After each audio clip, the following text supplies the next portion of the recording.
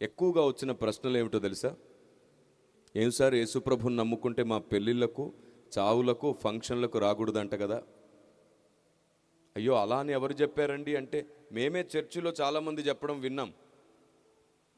Church మీద పెద్ద horn పెట్టి మరీ చెప్తారు కదా, మేము విన్నాం. మేము చీకట్లో ఉన్న వాళ్ళమంట, మీరు వెలుగులో ఉన్న వాళ్ళంట. వెలుగుకు చీకటికి పొత్తే లేదని చెప్తూ మనం అన్యుల పెళ్ళిళ్ళకు, చావులకు, ఫంక్షన్లకు వెళ్ళకూడదని ఎందరో పెద్దలు చెప్తుంటే మేమే స్వయంగా విన్నామని చెప్పారు వాళ్ళు. అప్పుడు నేను చెప్పాను, మనిషి చెప్పినా, ఆకాశం నుంచి దేవదూత దిగి వచ్చి చెప్పినా, లేఖనాలకు వేరుగా ఏదైనా వస్తే దాన్ని నమ్మకండి. క్రీస్తుని నమ్మని వాళ్ళ పెళ్ళిళ్ళకు, చావులకు, ఫంక్షన్లకు వెళ్ళకూడదని క్రైస్తవుడికి ఎలాంటి ఆజ్ఞ లేదు బైబిల్లో. తెలుసా మీకు? క్రైస్తవుడికి ఎలాంటి ఆజ్ఞ లేదు. నిజానికి అది యూదులకు సంబంధించిన ఆజ్ఞ, యూదుల సాంప్రదాయం. వారెవరితో కలవరు, ఎవరిని వారితో కలవనివ్వరు. క్రైస్తవుడికి అలాంటి ఆజ్ఞే లేదు, క్రైస్తవుడికి అలాంటి సాంప్రదాయమే లేదు. దుఃఖపడే వారితో కలిసి దుఃఖపడమన్నాడు పౌలు భక్తుడు, సంతోషించే వారితో కలిసి సంతోషించమన్నాడు. మనం చాలా తొందరపడి లోకానికి క్రీస్తును అపార్థం చేస్తున్నాం.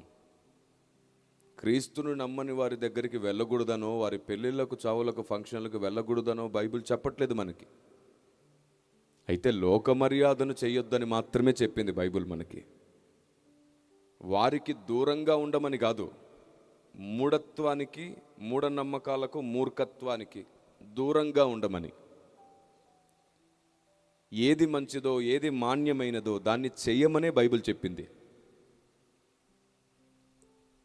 ఒక ఆవిడంట వారి అమ్మమ్మ గారు చనిపోతే కూడా వెళ్ళలేదంట. ఏమిటంటే, దేవుని నమ్ముకోలేదు కదా ఆవిడ, నమ్ముకొని వాళ్ళ చావుకు నేను వెళ్ళకూడదని ఆగిపోయిందంట. అంతే. ఆ బంధువులు అందరూ క్రీస్తుని, బైబిల్ని ద్వేషించడం స్టార్ట్ చేశారు.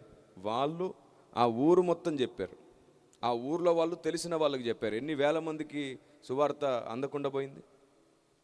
ఎంత తెలివి తక్కువ మనుషులు తయారయ్యారో చూడండి. అధిక నీతి, అధిక పరిశుద్ధతకి వెళ్తే ఇలాగే సువార్తకు ఆటంకాలు పర్వతాల రూపంలో మనం పెడుతున్నాం అడ్డం. సువార్తకు ఆటంకం పెట్టేది మనమే. వద్దు. మన గ్రామాల్లో ఇంత వ్యతిరేకత అనేక చోట్ల రావడానికి గల కారణం సాతాను కాదు, మనం పెట్టే చిచ్చునే వాడు పెంచుతాడనమాట. మనం నాలుకతో కొంచెం పెడతామో వాడు మొత్తం అడవంతా కాల్చేస్తాడు. కారు చిచ్చులాగా అది మొత్తం పాకుతుంది. మరి ఎలా సార్, వాళ్ళ పెళ్ళిళ్ళకు, చావులకు, ఫంక్షన్లకు మేము వెళ్ళొచ్చా? వెళ్ళాలి, తప్పేంటి? నువ్వు ఏం తినకూడదో, ఏం ముట్టకూడదో వారికి అర్థమయ్యేటట్టు చెప్పు చాలు. నువ్వు ఎక్కడికి వెళ్ళినా నష్టం లేదు. ఎందుకంటే దహించు అగ్ని అయిన దేవుని బిడ్డవు నువ్వు. ఏది నిన్నంటుకోదు. నువ్వు ఎక్కడికి వెళ్తే అక్కడ చీకట్లు పారిపోవాలి. దేవునికి స్తోత్రం కలుగునుగాక. నువ్వు ఎక్కడికి వెళ్తే అక్కడ చీకట్లు పారిపోవాలి.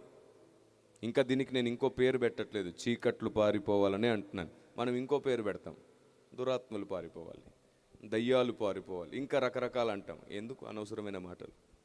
ప్రజలు రెచ్చగొట్టే ఏ మాట మాట్లాడద్దు, ఏ మాట మాట్లాడద్దు. ప్రజలు అర్థం చేసుకునేటట్లు మాట్లాడితే చాలు.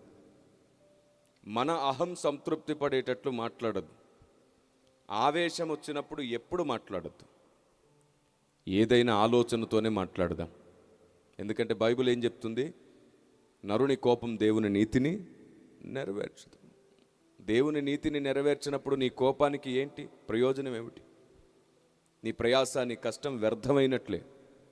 క్రీస్తునందు నీ ప్రయాస ఎప్పుడు వ్యర్థం కాదంటే క్రీస్తు ఉద్దేశాలు నెరవేర్చగలిగేటట్లు పనిచేస్తేనే.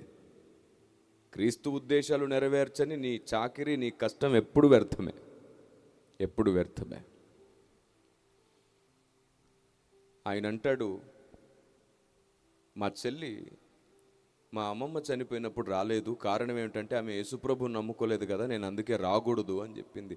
నిజమేనటండి, రాకూడదా అని అడిగాడు ఆయన. నేను అన్నాను, లేదండి, బైబిల్లో కొందరు పెద్దలు పాపం వారికి తెలియక వాక్యాన్ని సరిగ్గా విభజించలేక పౌలు లేఖనాలను అపార్థం చేసుకున్నారు.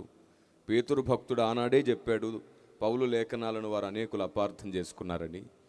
తెలియక కొందరు ప్రార్థనా గదిలోనే ఎక్కువ సమయం గడిపేసి వచ్చి సంఘాలు కట్టారు. కన్నీళ్లతో, పరిశుద్ధతతో, యథార్థతతో దేవుని సన్నిధిలో గడిపి సంఘాలు కట్టారు. అలాంటి చాలామంది